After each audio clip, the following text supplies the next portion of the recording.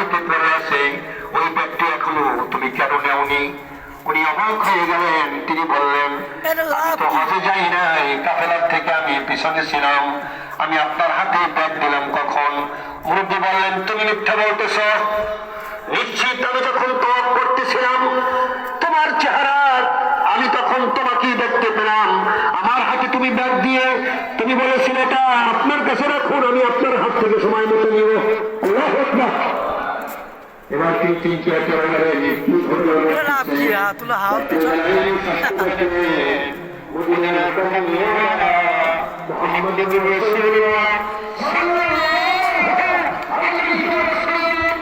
সেই বক্তাকে আশিক রাসূলকে বলতেছেন, ও আমার আশিক রাসূল, তুমি টেনশন করো না, চিন্তা করো না, আমার আওলাদের জন্য তুমি খরচ করেছো, অর্থ ব্যয় করেছো, খাবারের ব্যবস্থা করেছো।